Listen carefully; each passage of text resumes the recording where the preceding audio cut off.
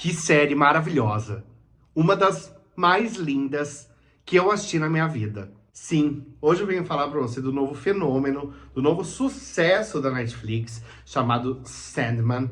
Uma temporada de 10 episódios baseada nos quadrinhos do Neil Gaiman, que são quadrinhos da DC. Para mim, essa é a melhor adaptação da DC para a televisão até hoje.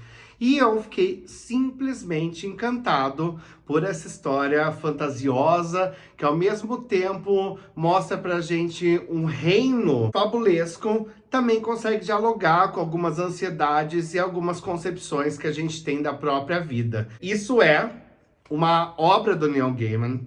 Ele consegue sempre colocar nas entrelinhas algumas dúvidas, algumas questões, algumas coisas que fazem a gente pensar e dialogar.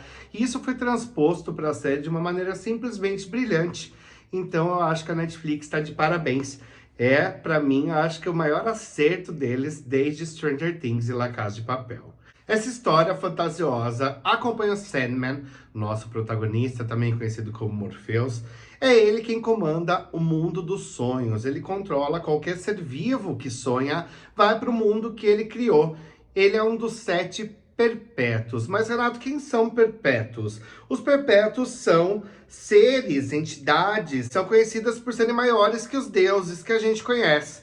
São eles Morpheus, que é o sonho, a morte, destino, destruição, desejo, desespero e delírio. O primeiro episódio já apresenta o Sandman sendo capturado por um mago. Em 1916, o mago está tentando capturar a morte, ele consegue criar ali um feitiço e ele acaba ficando aprisionado por essa família por 106 anos. A família que rouba todos os pertences dele. E quando ele é liberado, ele volta para o mundo dos sonhos para descobrir que a humanidade está sucumbindo, já que ninguém mais consegue sonhar. E o mundo que ele criou desmoronou, se acabou. E ele vai ter que ir atrás dos artefatos dele, da areia, para conseguir recriar aquele mundo. Eu não vou tentar explicar a história aqui, porque a história é simplesmente insana. Mas eu venho aqui para elogiar essa produção da Netflix. Meu, que visual espetacular. Eu achei que eles conseguiram criar um visual cinematográfico assim que dá pra ver que eles investiram milhões nessa produção, seja na fotografia, que fotografia belíssima assim. Eu fiquei encantado, seja a fotografia no nosso mundo, o universo que eles conseguiram criar, que eles conseguiram transpor essa imaginação do Neil Gaiman no mundo dos sonhos e até mesmo no inferno. Eles conseguem criar tudo aquilo que a gente imaginou quando lia as HQs e transpor pra tela, em um deleite visual que eu não vi há anos, assim. Eu fiquei vislumbrado com tudo que eu vi ali na série, porque eles conseguiram realmente recriar esse universo imaginário de uma maneira extremamente fiel, sem contar no roteiro. O David Goyer, que estava tentando adaptar essa história desde os anos 90 em um filme com o Joseph Gordon-Levitt, ele que escreveu os roteiros da série com a ajuda do Neil Gaiman. Então eles conseguem transpor esse texto brilhante, que apesar de contar uma história fantasiosa, eles conseguem fazer a gente pensar em várias coisas, o que eu acho muito legal. Geralmente a gente tem séries, né, que tem um visual espetacular, mas aquele roteiro chinfrim, só para justificar os milhões gastos com efeitos especiais. E aqui não, nós temos uma história que realmente é aprofundada, a gente conhece cada um desses personagens, logo nos primeiros minutos a gente se apaixona pelo Sandman, mesmo ele sendo um ser meio frio, porque ele não é humano, né, mas todos aqueles personagens coadjuvantes. A série, ela é dos quadrinhos da DC, então nós temos aqui a Johanna Constantine, descendente dele mesmo, John Constantine, vivido nos cinemas pelo Keanu Reeves. Então é um universo muito rico em personagens, mas a Netflix, ela conseguiu fazer uma coisa incrível, esquecer o universo DC e criar o seu próprio universo Sandman. E eu posso dizer para você que é um universo riquíssimo, não só em personagens muito bem desenvolvidos, mas também no material que vai render aí, eu tenho certeza, não só muitas temporadas, mas também alguns derivados. E Sandman não é feita só de um roteiro extremamente inteligente e perspicaz e um visual deslumbrante. Nós temos também um elenco de estrelas aqui, que eu acredito que é o grande acerto da produção, porque são personagens dificílimos, né, de se adaptar, e eles conseguiram, começando pelo Tom Sturridge, que vive o sonho, o Morpheus, ou Sandman,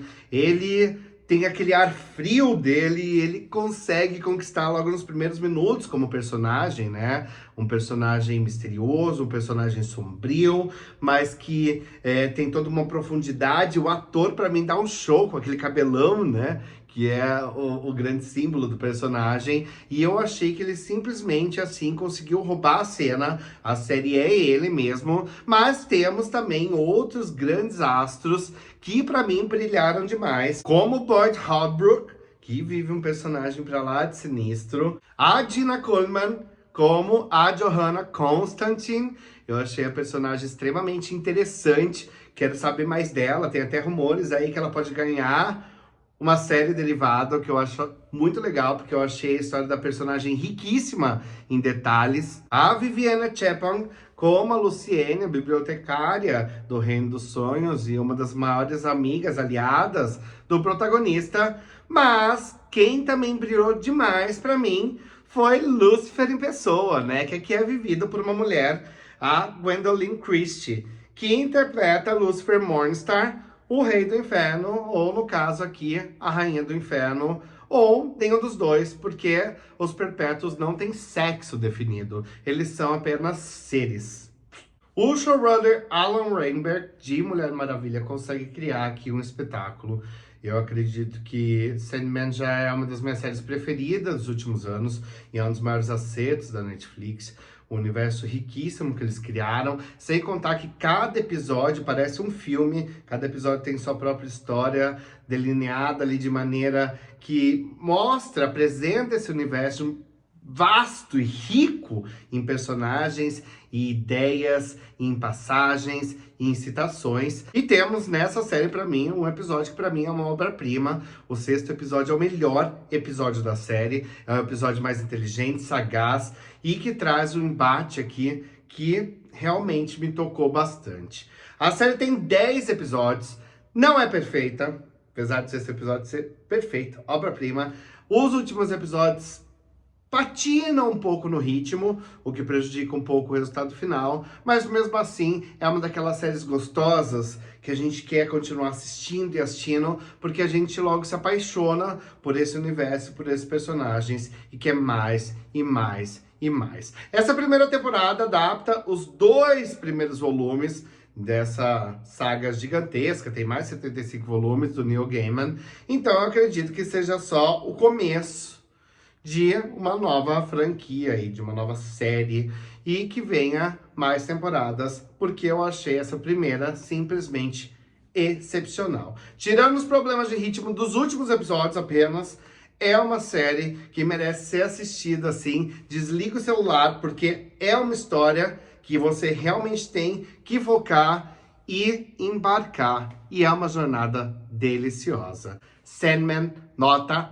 9. Corre lá assistir.